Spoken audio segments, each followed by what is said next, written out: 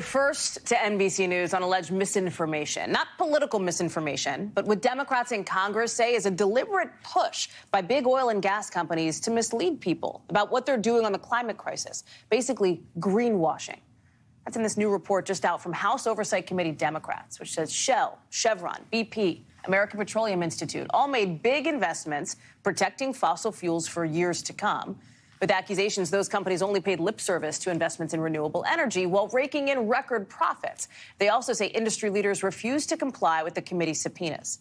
NBC News has reached out to those companies for comment on specifics here. No response yet. But in the past, the head of Chevron, for example, has said any suggestion they're engaged in an effort to spread disinformation or mislead the public is wrong.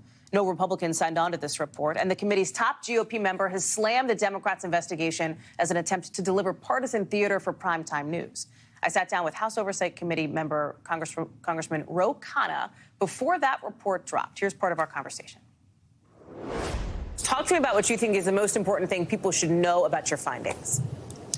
Hallie, we can't solve the climate crisis if we don't solve the climate misinformation crisis. And these hearings, 2 years where we had the big oil CEOs testifying for the first time in front of Congress, exposed that big oil has been misleading the American public. They lied for decades about climate change, that they denied that human activity caused it. And now they're misleading people, calling themselves green companies, saying they're going to hit the Paris Accords. But as you pointed out, they have very little actual investment going into clean technology, very little actual investment going into climate.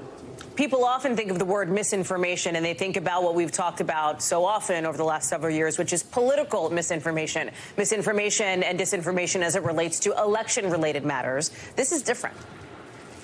Hallie, it is. I mean, think if the oil companies had told the truth to the American people in the 1970s. They had the best scientists in the world. They knew what was going on. They made a decision not to tell us that, and that's why we have the situation we do today, where we're almost at 1.5 degrees of global warming, the level which scientists say is unacceptable, which is why we have such high gas prices, because we didn't diversify our economy.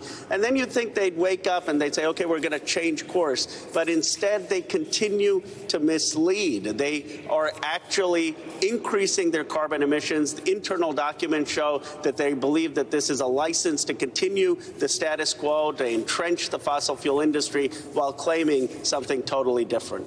These companies have pushed back on some of the claims that are reflected here in this final report, including, Chevron, Exxon, et cetera. The companies essentially say, hey, we are advocating for responsible climate change investment. We are doing that. Well, I'm sure they're talking about it because they know it's good PR. But as the documents show, they're working to have lobbyists kill climate legislation. They can't have it both ways. They can't call themselves clean companies and then commit to business plans to increase CO2 emission.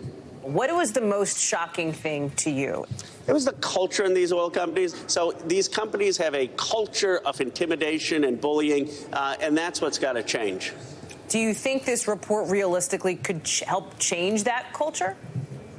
I think it sets the foundation. We're going to be referring the report to other agencies, which we'll announce soon. But it's going to take more work. It's going to take mobilization. It's going to take people more than a House subcommittee with more resources looking into the millions of documents. We haven't had the resources to look into all the documents or get all the documents. But I think it's this first step in telling the story of what these companies have been doing. It sounds like there is an acknowledgement that this is about as far as the House can go, considering the shift in power next Congress with this. Do you feel like you're handing off the ball now to the Senate and to the White House? And what do you want to see them do with it? Well, I do think that there are a lot of documents. There's a lot of evidence that they could act on. We will be doing whatever we can in the next few weeks to help make that possible. And we're still in conversations. And so I don't want to make more news on the program. But suffice it to say that this isn't the end, and that the House is going to be working with all the evidence for a body that has more resources to continue the work.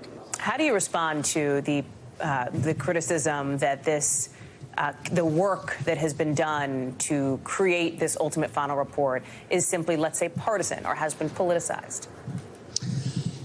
It has been, candidly, Democrats doing it because the Republicans didn't want to participate. I mean, from the day one when the big oil hearings happened, every Republican gave a tribute to the big oil executives. They didn't want to ask the tough questions. And so if you only have one side that acknowledges that climate change is a real issue, it is unfortunately partisan. But ultimately, I think what matters are facts. And this report lays out the facts. And the facts are that the big oil companies have continued to mislead the American public.